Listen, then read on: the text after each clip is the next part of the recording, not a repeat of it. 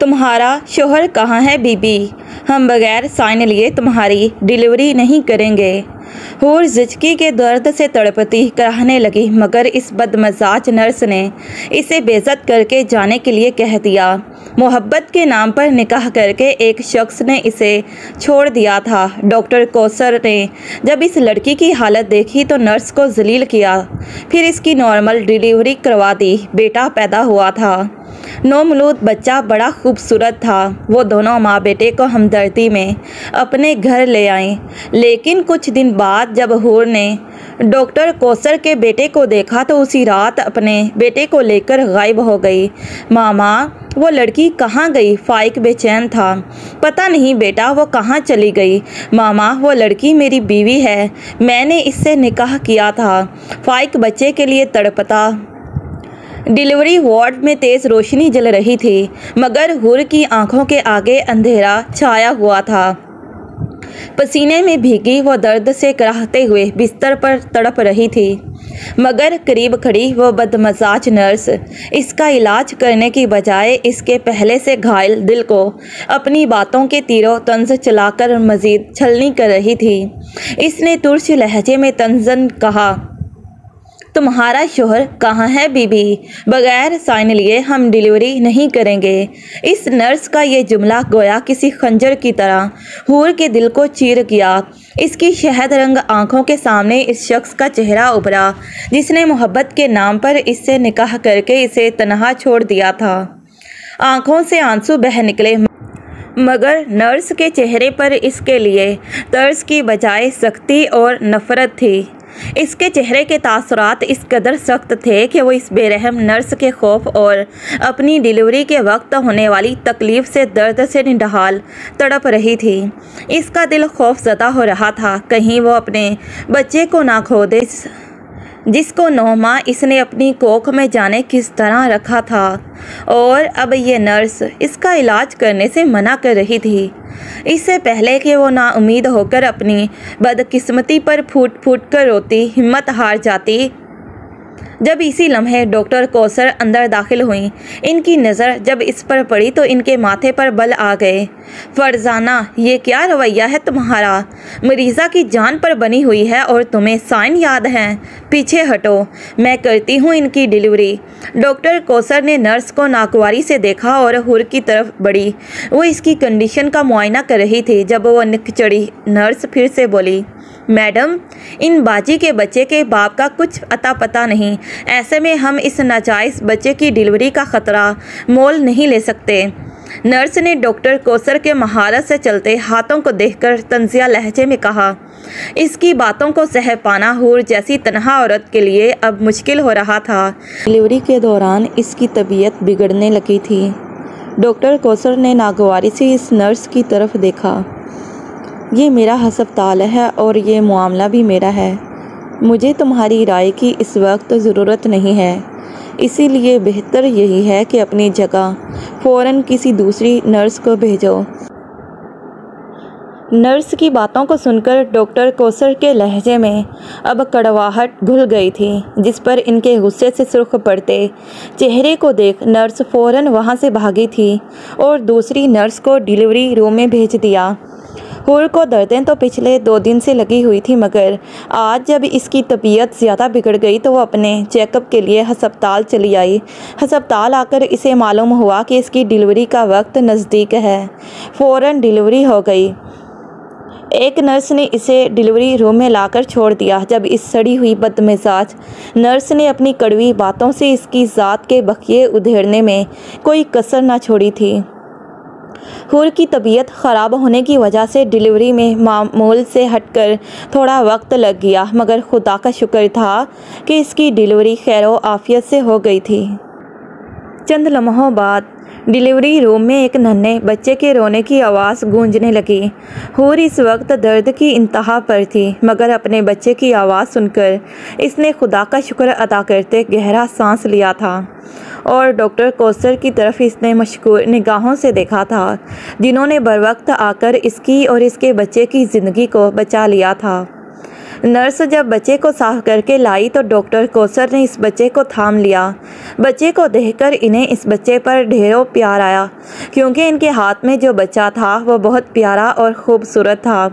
जाने ऐसी कौन सी कशिश थी इस बच्चे में कि इनका दिल किया वो इस बच्चे को छूकर महसूस करें, जिस पर डॉक्टर कोसर ने फ़ौरन अपनी इस सोच को अमली जामा पहनाते बच्चे की पेशानी को मोहब्बत से चूम लिया और हुर के बड़े हुए हाथों को देख इसे हुर के सीने पर लिटा दिया।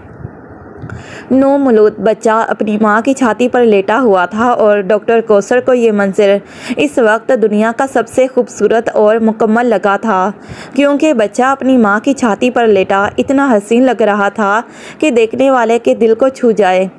डॉक्टर कोसर ने बेख्तियार माशाअल्लाह कहा, यह ना हो कि इन दोनों माँ बेटे को कहीं इनकी खुद की ही नज़र लग जाए। नर्स से इस लड़की का ख्याल रखने का कहकर वो बाहर निकल गई। हूर अपने बच्चे को सीने से लगाए नम नज़रों से इसे देखती तो कभी इसकी पीठ सहलाकर प्यार करती। वो अपने होंठों से बार बार इसके सर का बोसा ले रही थी। यकदम बच्चे ने इसके लम्स से कसमसाकर रोना शुरू किया तो इस दर्द की कैफियत में भी मुस्कुराने लगी। इसने उठकर बैठने के लिए पास खड़ी नर्स को मदद के लिए पुकारा, जिस पर वो अपने काम छोड़कर इसकी उठने में मदद करने लगी। इसके पीछे तकिए रखकर इसे एहतियात से बिठाने के बाद वो नर्स अपना काम ख़त्म करके कमरे से बाहर निकल गई। मेरी जान, बहुत लंबे इंतज़ार के बाद तुम्हें देखना मुझे नसीब हुआ है, बच्चे को बाजों में भरे वो मोहब्बत से चूर लहजे में बोली। अब तुम आ गए हो ना, देखना मेरे सारे दुख दर्द अब ख़त्म हो जाएंगे।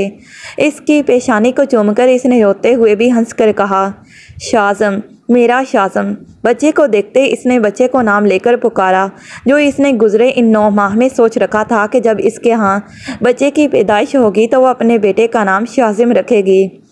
बच्चे को प्यार कर रही थी जब वही मेहरबान डॉक्टर मुस्कुराती हुई कमरे में दाखिल हुई। बेटा, क्या नाम है तुम्हारा? तब परेशानी में तो मैं तुमसे नाम पूछना ही भूल गई। हालांकि वो इसकी फ़ाइल पर इसका नाम पढ़ चुकी थी, मगर बात के आगाज़ के लिए इन्हें बेहतर लगा कि वो इसका नाम पूछकर बात का मुनासिब अंदाज में आगाज़ करें। हूर, मेरा नाम हूर वकार अहमद है। इसने अपने खुश्क पड़ते होंठों पर ज़बान फेर कर इन्हें अपना नाम बताया। बहुत प्यारा नाम है। वो इसके नाम को सुनकर खुशी से बोली, ये बताओ तुम कहाँ रहती हो? क्या अकेली घर में रहती हो? डॉक्टर कोसर के सवाल जवाब पर वो पहले तो परेशान हुई, मगर फिर इनके नर्म लहजे पर इसने अपनी ज़िंदगी की तारीख बाप को इनके सामने खोल कर रख दिया, जिस पर वो भी इसके दुख में शामिल होकर अपने आंसू बहाने लगी। तुम अकेली कहाँ इस बच्चे को संभाल पाओगी? अभी तुम तो खुद बच्ची हो। इसकी कम उम्री को देखते डॉक्टर कोसर ने परेशानी से कहा, मगर मैं क्या करूं डॉक्टर? अब जब खुदा ने मुझे इस आजमाइश में डाल ही दिया है तो वो मुझे इस बच्चे को भी संभालने का हौसला भी दे देगा। वो शाज़िम की पेशानी चूमकर खुद को मजबूत जाहिर करने की कोशिश करते बोली, मगर वो खुद भी जानती थी कि वो अंदर से कितनी टूट चुकी है। डॉक्टर कोसर इसकी बहादुरी पर मुस्कराई। क्या नाम रखा है तुमने बच्चे का? डॉक्टर कोसर ने बात बदलते पूछा। जी शाज़िम, शाज़िम नाम रखा है मैंने इसका। हूर ने मुस्कुराते हुए अपने बेटे का नाम बताया। बहुत प्यारा नाम है तुम्हारे बच्चे का। अल्लाह पाक इसकी उम्र दराज करे और तुम्हें इसकी खुशियाँ देखना नसीब फरमाए, आमीन। डॉक्टर कोसर ने खुलूसे दिल से दुआ की, जिस पर हूर ने बेसाख्ता आमीन कह दिया। तुम मेरे साथ मेरे घर चलो।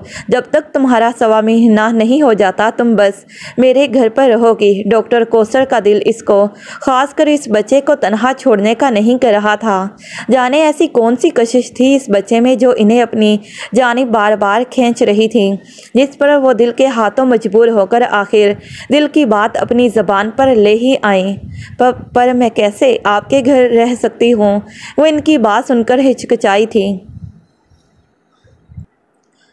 मेरे घर में मैं और मेरे बेटे के अलावा कोई नहीं रहता, और वैसे भी मेरे बेटे को कारोबारी मसरूफियात में पिछले 2 माह हो गए हैं घर आए। वो ज़्यादातर अपने काम के सिलसिले में घर से बाहर ही रहता है। अगर तुम मेरे बेटे की वजह से मेरे साथ चलने पर घबरा रही हो तो फ़िक्र मत करो। इसके अभी 3-4 माह लग जाएंगे पाकिस्तान आने में, क्योंकि वो इस वक्त अपने काम के सिलसिले में दुबई किया हुआ है। अगर बिलफर्ज वो आ भी गया तो इसका भी इंतज़ाम कर कर लेंगे। अब मैं तुम्हारे मुंह से इनकार ना सुनूं। डॉक्टर कोसर ने इसे कुछ कहने के लिए मुंह खोलते देख जल्दी से कहा, जिस पर हूर इस मेहरबान औरत के सामने बेबस हो गई और इसने सोचा कि इसे तो बच्चे पालने की समझ-बूझ नहीं है। अगर मैं 2 माह इनके पास रह लूँगी तो क्या हर्ज है। इसने दिल में सोचकर इनके साथ इनके घर चलने के लिए हामी भर ली। यूँ वो अपने बच्चे को लिए डॉक्टर कोसर के घर आकर रहने लगी। डॉक्टर कोसर, जिन्होंने हमदर्दी में इन दोनों माँ बेटे को अपने घर ले जाने का फैसला किया था, मगर इन्हें खबर ना थी कि यह हमदर्दी एक दिन इनके बेटे के साथ साथ इनके दिल को भी झंझोड़ डालेगी। डॉक्टर कोसर के घर रहते हुए हूर को हफ्ता हो गया था। इस दौरान डॉक्टर कोसर ने जिस तरह इसकी और इसके बच्चे की देखभाल की, हूर को अपने फैसले पर कोई मलाल नहीं रहा था। वो बहुत खुश हुई थी कि इसने बरवक्त डॉक्टर कोसर की बात मानकर इनके घर आकर रहने का फैसला कर लिया, क्योंकि जितनी केयर और सहूलतें डॉक्टर कोसर ने इसे फराहम कर रखी थीं, इतनी तो वो चाहकर भी अपने बच्चे को नहीं दे पाती। हूर को डॉक्टर कोसर पर बेतहाशा प्यार आया जब उन्होंने इसके बच्चे को संभालने के लिए आया रखना चाहिए, क्योंकि वो मॉर्निंग में अस्पताल जाती थी, जिससे इनको पीछे हूर के बच्चे की फ़िक्र लगी रहती कि हूर जाने कैसे संभालती होगी बच्चे को, वो संभाल भी पाती होगी कि नहीं, क्योंकि हूर को कुछ अंदाज़ा न था कि नौमौलूद बच्चों को कैसे संभाला जाता है। डॉक्टर कोसर ने जब अपने खदशे को जाहिर किया तो वो खुशी से निहाल हुई थी, मगर इन पर बोझ नहीं बनना चाहती थी। इसीलिए इनके इसरार पर इसने डॉक्टर कोसर को सहूलत से मना करते कह दिया कि वो बहुत आसानी से इनके आने तक बच्चे को संभाल लेती है। बाकी वक्त में डॉक्टर कोसर बच्चे को संभालती हैं तो इसे ज़्यादा परेशानी नहीं होती थी। डॉक्टर कोसर को इसकी बात से तसल्ली हुई थी या नहीं, मगर वो खामोश ज़रूर हो गई थी। वो समझ गई थी कि हूर इन्हें मना क्यों कर रही है, क्योंकि वो खुद को इनके एहसानों तले दबा हुआ समझ रही है, जबकि वो तो इस पर कोई एहसान नहीं कर रही थी। वो तो बस अपने दिल से, अपनी खुशी से ये सब कर रही थी। जाने क्यों इन्हें हूर के बच्चे से बहुत उनसियत थी कि वो इस बच्चे की खातिर अपने आराम तक भुला देती थी, और इनका शिद्दत से दिल चाहता था कि वो इस बच्चे के नन्हे कदमों में दुनिया जहाँ की खुशियाँ लाकर बिछा दें। शाम का वक्त था। वो अपने बेटे से बात कर रही थी। इनका बेटा इन्हें मुसलसल पहेलियां भिजवा रहा था, अपने आने की खबर को ठीक नहीं दे पा रहा था, जिससे इनको तसल्ली होती और वह हूर का इंतज़ाम कहीं और कर देती, क्योंकि उन्होंने हूर से जो वादा कर रखा था कि इनकी वजह से हूर को यहाँ कोई तकलीफ़ नहीं होगी। वो नहीं चाहती थी कि इनके बेटे की वजह से हूर यहाँ से चली जाए, और वो हूर के जाने के ख्याल से आबदीदा हो गई। हूर के जाने का मतलब था इस नन्हे शहजादे का इनकी ज़िंदगी से चले जाना, जिसको वो अब किसी कीमत पर भी खुद से दूर करने का सोच नहीं सकती थी। अपने बेटे से बात करने के बाद जब इन्हें तसल्ली हो गई कि इसके आने के अभी दूर दूर तक ऐसे कोई चांसेस ही नहीं, तो वो ज़रा पुरसुकून हुई और हूर के कमरे में चली आई, जहां इनका नन्हा शहजादा रो रो कर हलकान हो रहा था और साथ में अपनी माँ को भी हलकान कर रखा था। डॉक्टर कोसर मुस्कुराती हुई इसके पास आई, जो कमरे में टहलते शाजिम को चुप करवाने की कोशिश कर रही थी। इसके हाथ से शाजिम को लेते हुए वो नरम लहजे में बोली, हूर, कमरे से बाहर चली जाया करो। मेरा शहजादा शायद बोरियत महसूस करता होगा। एक ही कमरे में रह रह कर मैं इसे बाहर लेकर जाती हूँ तो ये चुप कर जाता है। तुम भी इसे बाहर ले जाया करो। डॉक्टर कोसर के लहजे में शरारत के साथ तंबिया भी थी कि वो कमरे से बाहर निकला करे, ताकि वो खुली हवा में थोड़ी देर के लिए ही सही अपने दुखों को भुलाकर खुद को आज़ाद महसूस कर सके, क्योंकि इनका ख्याल था कि वो कमरे में रह रह कर बच्चे के साथ साथ अपने दुखों के साथ भी अकेले नबर्द अज़मा होती थी। इस मासूम के दुख डॉक्टर कोसर को रुला देते थे, और वो इस बदकिस्मत शख्स की किस्मत को कोसती जिसकी वजह से इतनी प्यारी लड़की को ये सब झेलना पड़ रहा था, ये जाने बगैर कि वो बदकिस्मत शख्स कोई और नहीं बल्कि इनका खुद का बेटा था। दूसरी तरफ हूर, जिसको यहाँ एक माह होने वाला था, मगर इसने उस दिन के बाद अपने कमरे से बाहर निकलकर नहीं देखा था, क्योंकि इसकी तवज्जो कभी इस तरफ गई ही नहीं थी कि देख सके कि यह घर कैसा है। इसे तो ये भी नहीं पता था कि इस घर में कितने कमरे हैं, और सबसे बढ़कर इसे डॉक्टर कोसर के कमरे तक का ही नहीं पता था, क्योंकि वो जब से आई थी डॉक्टर कोसर ही इससे मिलने आ जाया करती थी। बच्चे की वजह से अक्सर वो इसके कमरे में ही सो जाया करती थी। बस जब से आई थी डॉक्टर कोसर ने इसे जो कमरा रहने के लिए दिया था वो उसमें ही रह रही थी। डॉक्टर कोसर के कहने पर इसने खुद को बदलने का सोचा। अपने लिए नहीं बल्कि अपने बच्चे शाज़म के लिए इसने खुद को अपनी ज़िंदगी में आगे बढ़ने के लिए आमादा कर लिया। अब जब डॉक्टर कोसर अस्पताल से आती तो वो इन्हें अक्सर लाउंज में या फिर सहन की खुली फ़ज़ा में मिल जाया करती थी।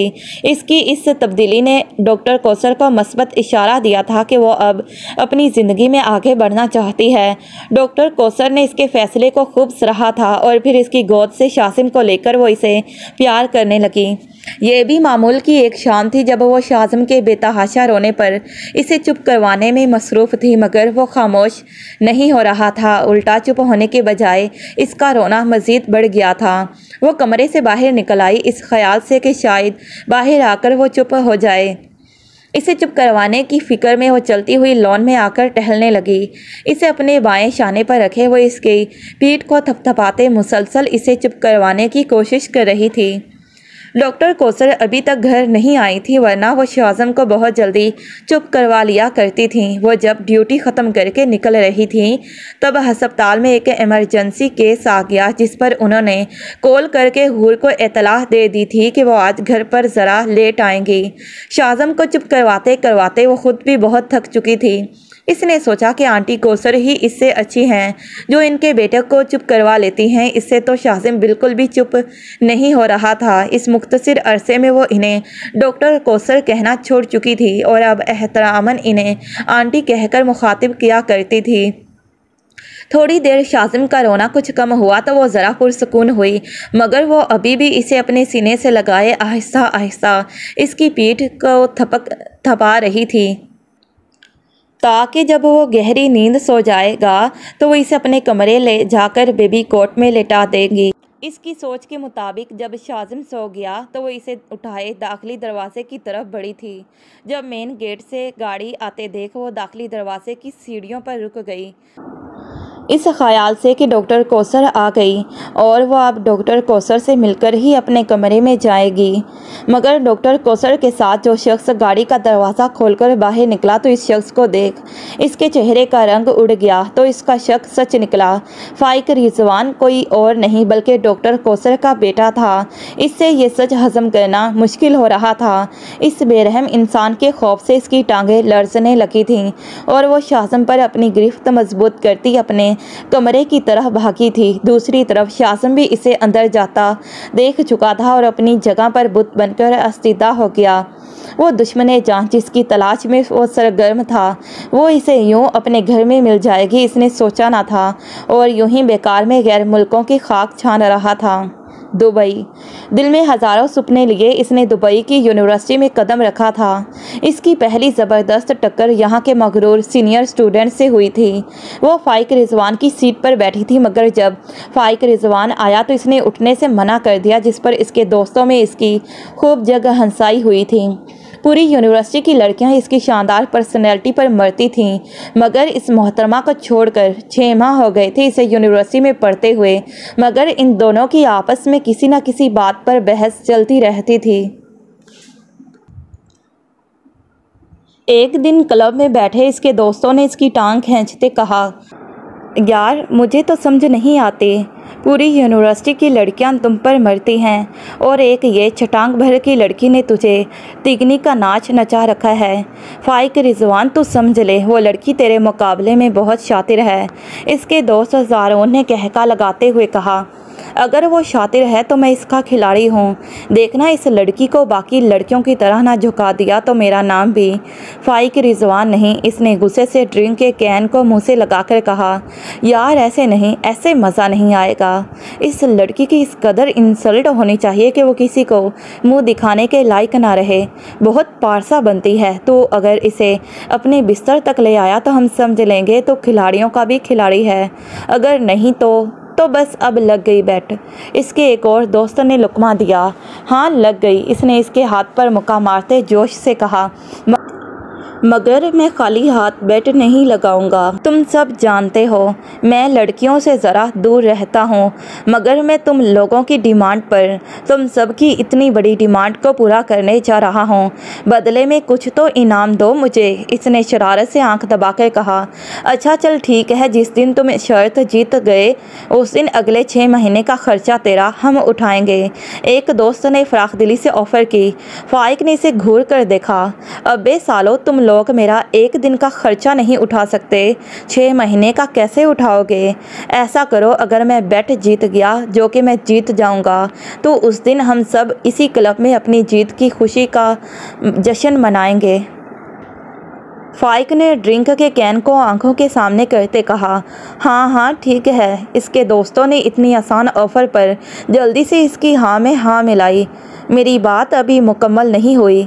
इन सब की जल्दबाजी पर इसने इन सब को घूर कर देखा। तुम सब इस क्लब के हर मेंबर को ग्रैंड पार्टी दोगे, चाहे तुम इसे जानते हो या ना। उस दिन जो भी इस क्लब में आएगा उसका खर्च तुम सब अपनी जेब से उठाओगे। इसने शरारत से आंख दबाकर कहा तो सबकी सीटी गुम हुई। नहीं नहीं यार, अब बेट लग चुकी है। इसने खाली कैन को डस्टबिन में फेंकते हुए सर्द महरी से कहा और वहां से उठकर चला गया। इसने वादे के मुताबिक जैसे तैसे हूर को अपनी मोहब्बत के शीशे में उतार लिया था, मगर हूर इन लड़कियों जैसी नहीं थी जो ज़रा से 2 मीठे बोलकर लड़कों की बाहों में झूल जाती थी। इसे हूर के साथ मोहब्बत का ड्रामा करते करते कब इसकी मासूम अदाओं से प्यार हो गया, इसे खुद भी खबर ना हो सकी। वो इससे मोहब्बत करने लगा था। वैसे भी इसका हूर के साथ कुछ गलत करने का इरादा नहीं था। इसका मकसद बस हूर को बिस्तर तक लाकर इसे बेइज्जत कर देना था और कुछ नहीं। इसके साथ उल्टा सीधा करने का तो इसने कभी सोचा ही नहीं था, मगर बेट वो तभी ही जीत सकता था जब वो इसे अपने बिस्तर पर लेकर आता। इसने कई दफ़ा सोचा कि वो इस बेट को ख़त्म कर दे, फिर इसकी अना आड़े आ जाती, दोस्तों में इसकी जगह हंसाई होती। इसी का सोचकर वो पहलू बदल कर रह जाता।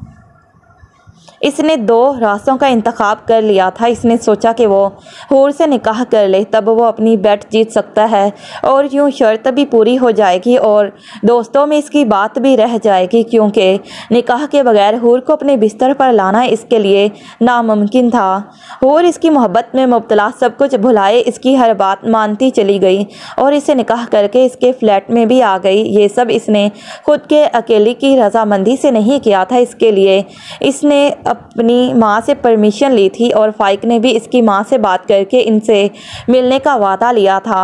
निकाह को 1 महीना हो चुका था। फाइक ने तबीयत खराबी के बहाने हूर को अपने फ्लैट में बुलवाया था और बेखुदी में इस पर अपना तसल्लुत कायम करता चला गया। जानम उठ जाओ। सुबह हूर के बिखरे सरापे को अपनी पनाहों में लिए इसने हूर की आंखों पर बारी बारी लब रखते कहा, जिस पर इसने कसमसाकर अपनी शहद रंग आंखों को खोलकर फिर से मूंद लिया। जानम उठ जाओ, वरना मैं फिर से शुरू हो जाऊंगा। इसकी थोड़ी पर मौजूद स्याह भंवरे को अपने सुलगते होंठों से चुमकर इसने खुमारी से कहा, नो, आपने रात को भी नहीं सोने दिया मुझे। और अभी फाइक रिजवान को फिर से रात की तरह शुरू होने का मूड हो रहा था, मगर वो इसको धकेलते वॉशरूम की तरफ बढ़ी थी। फ्रेश होकर नीचे आ जाना, मैं तब तक नाश्ता रेडी करता हूँ, इसने ऊंची आवाज़ में कहा और कमरे से बाहर निकल गया। वो नाश्ता तैयार करके डाइनिंग टेबल पर सजा रहा था जब वो फ्रेश होकर नीचे चली आई। इसने इसका हाथ थामकर इसके हाथ पर नरमी से बोसा दिया और इसे कुर्सी पर बिठा दिया। वो दोनों अभी नाश्ता कर रहे थे जब डोरबेल बजी। मैं खोलता हूँ, फाइक ने खनकती आवाज़ में कहा। इसने दरवाज़ा खोला तो घर के अंदर कदम रखते ही इसके दोस्तों ने शोर मचाते इस पर धावा बोल दिया। वो इन सब की इस अचानक आमद पर बौखला गया था, क्योंकि इन सबको देखते इसको वो बेट याद आई थी जो इसने उस दिन इस सब से लगाई थी। वो इशारों से इन सबको रोकने की कोशिश कर रहा था, मगर इसके शरारती दोस्तों ने बेट का नाम लेकर इसके रिश्ते की धज्जियाँ बखेर दी थी। जोहूर, देखो मेरी बात सुनो, ऐसा कुछ नहीं है, मैं तुमसे बहुत मोहब्बत। इससे पहले कि वो अभी अपनी बात मुकम्मल कर पाता, जब हूर ने इसके मुंह पर खींचकर थप्पड़ मारा था। आपने सिर्फ मुझे अपने बिस्तर तक लाने के लिए मेरे साथ मोहब्बत का ढोंग रचाया। मैं तुम्हें कभी मुआफ़ नहीं करूंगी इसके लिए। हूर, मेरी बात सुनो।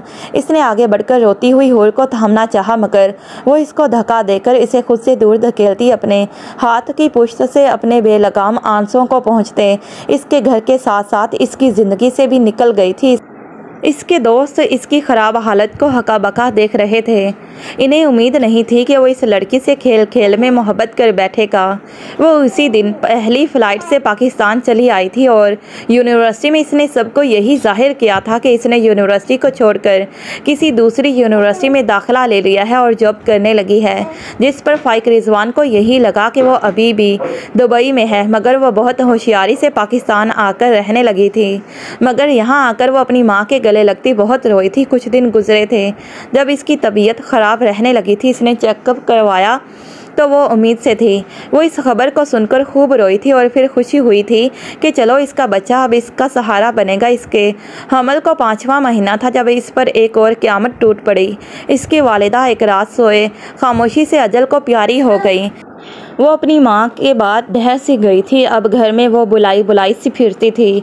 इसकी माँ सरकारी स्कूल की हेड प्रिंसिपल थी, जिससे इसको पेंशन मिल जाया करती थी और कुछ मेन बाजार में इसके बाबा की विरासत में छोड़ी हुई दुकानें थीं, जिनके किराए से इसकी अच्छी गुजर बसर हो रही थी। मगर अपनी माँ के जाने के बाद तन्हाई और फ़ाइके दिए धोखे का दुख इसे अंदर से मार रहा था। वो बहुत तन्हा रह गई थी। इसने 9 माह बहुत मुश्किल से काटे थे। इसकी कई बार तबीयत ख़राब हुई थी, जिस पर चेकअप करवाते हुए लेडी डॉक्टर ने इसको खुश रहने की कई बार तलकीन कर चुकी थी, मगर वो कैसे खुश रहती जिसका सब कुछ उजड़ चुका हो। इसकी डिलीवरी का लास्ट मंथ चल रहा था जब इसकी तबीयत ख़राब हुई और तब नर्स की बदतमीज़ी पर डॉक्टर कोसर ने इसके केस को खुद हैंडल किया था। वो इस मेहरबान औरत की दिल से मशकूर थी। फ़ाइक को देखकर वो बहुत डर गई थी कि कहीं फ़ाइक इससे इसके शाज़म को ही ना छीन ले। इसी डर और इसके दिए धोखे को याद करते इसने अपने दिल में फ़ाइक के लिए गुस्सा और नफरत लिए घर छोड़ने का फैसला कर लिया। डॉक्टर कोसर ने इसे चलते ना देख इसके कंधे पर हाथ रखकर इसे होश दिलाया। फ़ाइक बेटा, कहाँ खो गए? चलो अंदर, मैं तुम्हें कब से कह रही हूँ, चलो अंदर चलते हैं। डॉक्टर कोसर फ़ाइक को लाउंज में ले आई थी और जब वहाँ भी इसने इसी गायब दिमागी का मुजाहरा किया तो डॉक्टर कोसर ने अब की बार परेशानी से कहा, मुझे लगता है तुम्हारी तबीयत नहीं ठीक, तुम आराम करो, मैं तुम्हारे लिए खाना तैयार करवाती हूँ। डॉक्टर कोसर ने इसकी सफ़ेद चेहरे पर बढ़ती जर्दी को देख परेशानी से कहा, मामा ये लड़की कौन थी? इसने अपने तासुरात पर काबू पाकर कहा, एक बदबख्त था जो इसे निकाह करके इसे छोड़ गया और बच्चे को कोई संभालने वाला ना था, तो मैं हूर को अपने घर पर ले आई। डॉक्टर कोसर ने तलखी से मुस्कुराकर कहा तो फ़ाइक ने खुद को बदबख्त कहे जाने पर शर्मिंदगी से अपनी नज़रों को चुरा लिया। चलो बेटा, तुम जल्दी से फ्रेश हो जाओ, मैं तुम्हारे लिए खाना गर्म करती हूँ। डॉक्टर कोसर ने अपनी रो में कहते किचन की तरफ बढ़ गई, जबकि फ़ाइक को ऐसा लगा जैसे इसके सर पर लाउंज की छत गिर गई हो। वो बाप बन गया था और इसे कोई खबर ही ना हो सकी और इस दौरान इसकी हूर ने जो तकलीफ़ें उठाई होंगी वो इन तकलीफ़ों से भी बेखबर रहा और आयशो आराम में अपनी ज़िंदगी को गुजारता रहा था। इसने गुस्से से अपने बाल नोचे और हूर से मिलने का अपने दिल में इरादा लिए सीढ़ियाँ चढ़ने लगा। इसका इरादा हूर के कमरे में जाने का था, मगर जब इसने अपनी माँ को किचन से निकलते देखकर इसी तरफ आते देखा तो वो हूर से मिलने का इरादा तर्क करते अपने कमरे की तरफ बढ़ गया। दूसरी तरफ डॉक्टर कोसर मुलाजमा को खाना गर्म करने का कहकर सीधा हूर के कमरे में आई थी और और शाजिम का पूछा, जिस पर हूर ने बताया कि वो सो रहा है। वो शाजिम को सोता देख इसके सर पर नरमी से बोसा देकर हूर से मुखातिब हुई। हूर, मेरा बेटा आ गया है, मगर तुम मेरे बेटे के आने पर परेशान मत होना। मैंने इनेक्सी में तुम्हारे लिए कमरा सेट करवा दिया है। बस फाइक ने यूँ अचानक पाकिस्तान आकर मुझे भी सरप्राइज कर दिया। मुझे मौका नहीं मिला कि मैं तुम्हें अपने बेटे की आमद का बता सकूं, वरना मैं तुम्हें पहले से बता देती। डॉक्टर कौसर जानती थी वो फाइक को देख चुकी है, इसलिए शर्मिंदगी से अपनी सफाई में कह रही थी। जिस पर हूर ने कहा, इन्हें इसके सामने यूँ शर्मिंदा होने की कोई ज़रूरत नहीं है। वो इनके हाथ पर नरमी से हाथ रखते बोली और थोड़ी देर में वो इनेक्सी में शिफ्ट हो गई। फाइक का इरादा था कि वो अपनी मां के सोने के बाद हूर से मुलाकात करेगा, इससे मिलकर इसकी बदगुमानी को दूर करने की कोशिश करेगा, मगर हूर ने इसे इतनी मोहलत ही ना दी थी कि वो इससे पहले हूर से मिलकर अपने रिश्तों की उलझनों को सुलझा पाता। जब वो डॉक्टर कौसर के इनेक्सी से निकलते ही सोए हुए शाजिम को अपने सीने से लगाए इनके घर को हमेशा के लिए छोड़ते अपने पुराने घर चली आई थी। हूर को वक्ती तौर पर डॉक्टर कौसर जैसी शफीक नर्म दिल खातून का दिल दुखाने के लिए शर्मिंदगी ज़रूर हुई थी, मगर ये सोच कर कि अगर वो वहाँ रहती तो कहीं ये ना हो कि वो धोखेबाज शख्स इससे इसके शाजिम को ही ना छीन ले। ये सोचकर इसे इत्मीनान हुआ था कि वो अपने शाजिम को इस धोखेबाज शख्स से बचाकर ले आई है और अब इसे अपने फैसले पर कोई पछतावा नहीं था। दूसरी तरफ फाइक मौका मिलते ही इनेक्सी की तरफ आया था, क्योंकि वो कौसर बेगम की हूर को वहाँ शिफ्ट करने की बात सुन चुका था। इसे सब्र से काम लेना था, इसीलिए वो अपने कमरे में आता बेचैनी से टहलने लगा। जब इसे मुकम्मल यकीन हो गया कि डॉक्टर कौसर अब अपने कमरे में आ गई हैं, तो सीधे इनेक्सी की तरफ बढ़ा था। इनेक्सी के बंद दरवाजे को देख इसने हूर का सामना करने के लिए गहरा सांस भरकर खुद में हिम्मत जमा की और दरवाजे पर दस्तक देने के लिए हाथ रखा, तो इसके अचानक हाथ रुक गए। नहीं फाइक, रुक जाओ, वो तुम्हें देख चुकी है, इसे संभलने का मौका दो, अभी रहने दो, सुबह बात करना इससे। इसकी दिल से आवाज़ आई। जब वो अपने दिल की आवाज़ सुनते इसके बंद दरवाजे को देख भारी दिल से अपने कमरे में वापस चला आया, मगर इस बेचैनी में इसको रात भर नींद ना आ सकी। फजर की अजानों पर वह बिस्तर से उठा और वज़ू करके नमाज़ पढ़ने लगा।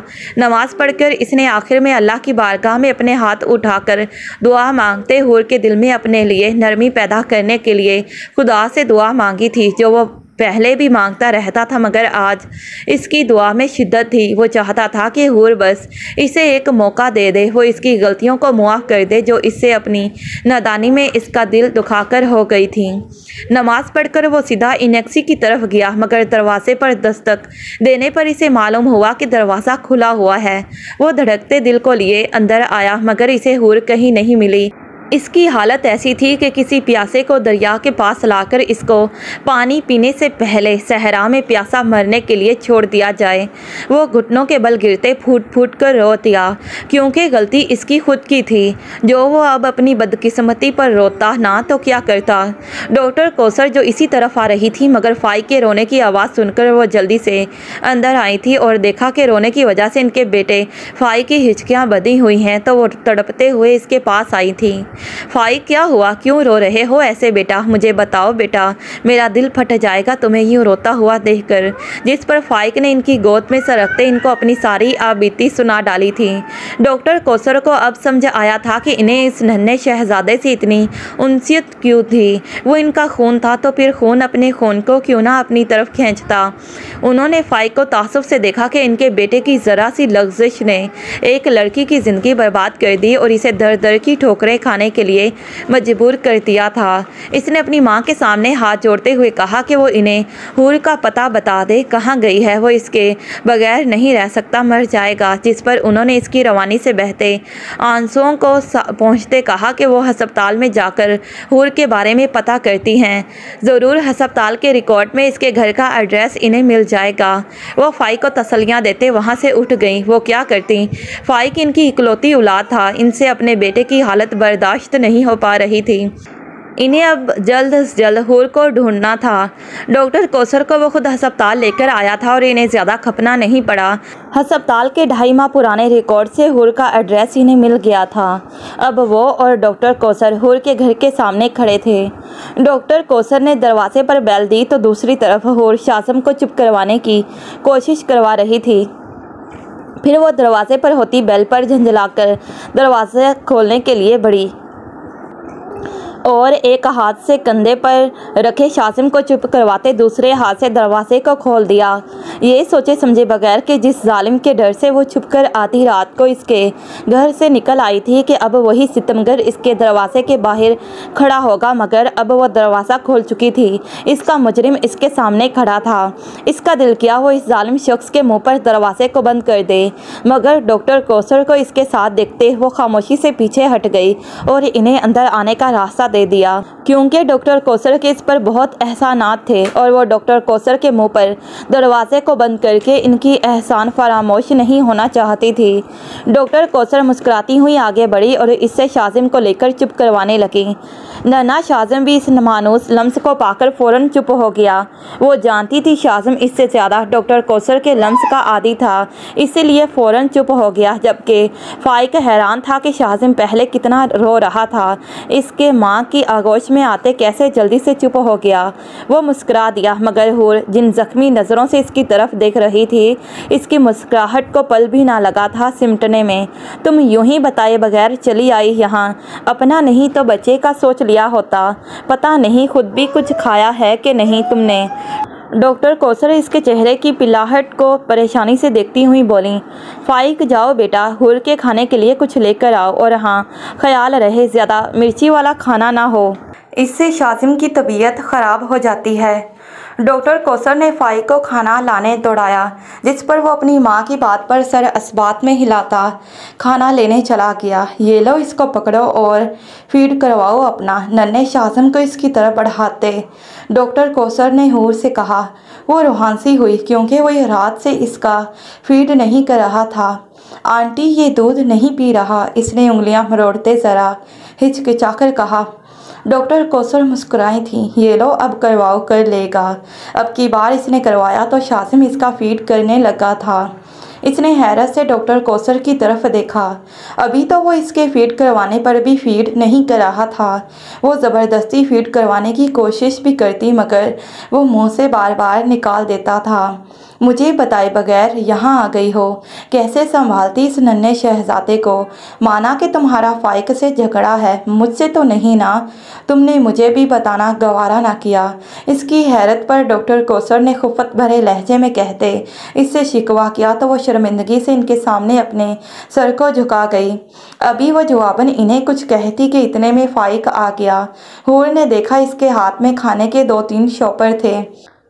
इसको हंसली डाल ली थी तुमने, इसीलिए ये तुम्हारा फीड नहीं कर रहा था। मैंने अब ठीक कर दिया है इसे, इसीलिए शाजिम अब फीड कर रहा है। वो इसे नर्म लहजे में बताकर बोली, जिस पर हूर के नासमझी से देखने पर डॉक्टर कौसर खुद ही बोली, बेटा बच्चे को उल्टा सीधा पकड़ने से गर्दन की नस चढ़ जाती है, जिससे बच्चे को बहुत दर्द होता है और वो फीड करना छोड़ देता है। डॉक्टर कौसर की तरफ इसने मुश्किल नज़रों से देखा और न चाहते हुए भी फ़ाइक से खाने के शॉपर लेने के लिए बढ़ी और थोड़ी देर में वो खाना बर्तनों में डालकर ले आई, क्योंकि इसकी सबसे बड़ी वजह सिर्फ डॉक्टर कौसर थी, वरना वो फ़ाइक जैसे धोखेबाज शख्स को कभी मुँह न लगाती। सबने खाना सैर होकर खाया, क्योंकि डॉक्टर कौसर और फ़ाइक तो हूर के यूं अचानक गायब हो जाने पर बौखला गए थे। वो परेशानी से अपने खाने पीने तक को भुला बैठे थे। डॉक्टर कौसर जो शुगर की पेशेंट थी, वो तो सुबह वक्त पर नाश्ता करने की आदी थी, मगर आज उन्होंने भी हूर की वजह से नाश्ता नहीं किया था, जिस पर हूर को शर्मिंदगी हुई थी।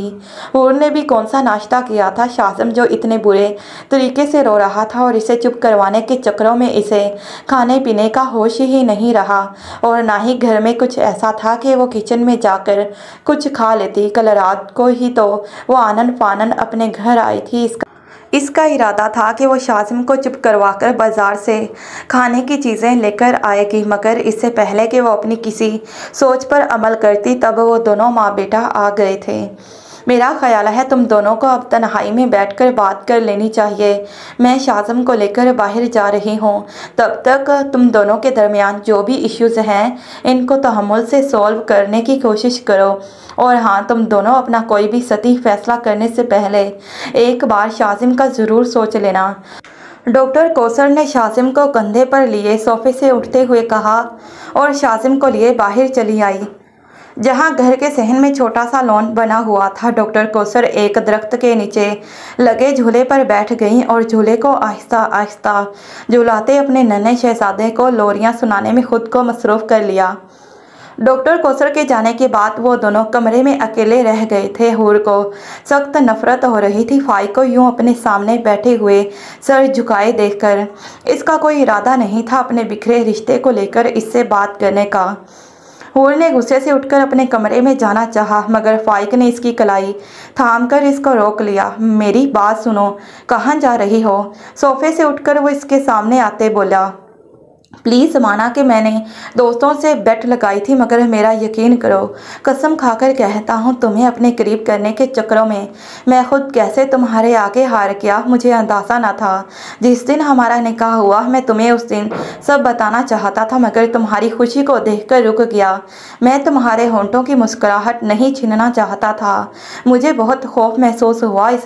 उस लम्हे मुझे लगा अगर मैंने तुम्हें सब बता दिया तो कहीं तुम मुझे छोड़कर ही ना चली जाओ। इसीलिए सोचा कुछ वक्त गुजरने दूं ताकि बाद में कोई मुनासिब मौका देखकर मैं तुम्हें सब सच बता दूंगा। मगर इससे पहले कि मैं तुम्हें बताता, मेरे दोस्तों ने इसने इस तकलीफदेह लम्हे को याद करते अजियत से लबों को भींच लिया। मेरे दोस्तों ने तुम्हें हमारी इस बेट का बता दिया जो मैं तुम्हारी संगत को पाकर भुला चुका था, मगर वो लोग नहीं जानते थे कि मैं वाकई में तुमसे मोहब्बत करने लगा हूँ, वरना वो शायद वो कभी ना कहते। मैं मुझे माफ़ कर दो, हाथ जोड़ता हूँ तुम्हारे सामने। पिछले 1 साल से इस मुल्क की खाक छान रहा हूँ जिसमें तुम्हारे साथ जुल्म किया था। मुझे माफ़ कर दो, अपने बच्चे शासन के लिए ही सही मुझे माफ़ कर दो। फाइक की आंखों से आंसू रवा थे। आपको माफ़ करना मेरे लिए मुश्किल है, क्योंकि जो अजियतें, दुख, दर्द और तकलीफ़ें मैंने यहाँ आकर झेली हैं इनको मैं भूल नहीं सकती। इसने इसके अपने सामने जुड़े हाथों को अजियत से देखते कहा, मैं तुम्हारी हर अजियत, दुख, दर्द और तकलीफ़ों का अजाला करने की हर मुमकिन कोशिश करूँगा, मगर प्लीज़ खुदारा इतनी पत्थर दिल ना बनो। मुझे बेशक चाहे मुआफ़ ना करो, मगर मेरे लिए अपने दिल में इतनी गुंजाइश ज़रूर निकाल लो कि मेरे साथ मेरे घर पर रहने के लिए तैयार हो जाओ। मैं कैसा बाप हूँ जिसने अभी तक अपने बेटे को नज़र भर कर देखना तो दूर महसूस तक नहीं किया। फाइक ने कुर्ब से सुर्ख नज़रों से कहा जो रोने की वजह से सुर्ख पड़ चुकी थी। हूर ने अपनी शहद रंग नज़रें उठाकर इसकी सुर्ख आंखों में देखा। ये वो आंखें तो ना थीं जिनमें दुनिया को फतह कर लेने की मगरूरियत हुआ करती थी। इसकी आंखों में मगरूरियत भला क्यों ना होती, आखिर को इसे हर चीज़ को फतह करने का जुनून जो बहुत था। इस शख्स ने कैसे इसके दिल को अपनी मीठी मीठी बातों से फतह किया था। इसने अपने दिल की सल्तनत को टटोल कर देखना चाहा कि शायद इसके दिल में इस मगरूर शख्स के लिए कोई जज्बात बचे भी हैं कि नहीं, या फिर सब जलकर इसके धोखे में खाक हो गए। मगर नहीं, इसके दिल की सल्तनत ने इससे दगाबाजी की थी, ठीक इस मगरूर शख्स की तरह, क्योंकि इसके दिल की सल्तनत भी अपने फातिहा के आंसू बहाने पर तड़प रही थी। इसने एक नज़र इसके अपने सामने बंधे इसके हाथों को देखा और इसके हाथों को अपने हाथों में भरकर बोसा देते इसने फाइक रिजवान को मुआफ़ी का खामोश अंदिया दे दिया था।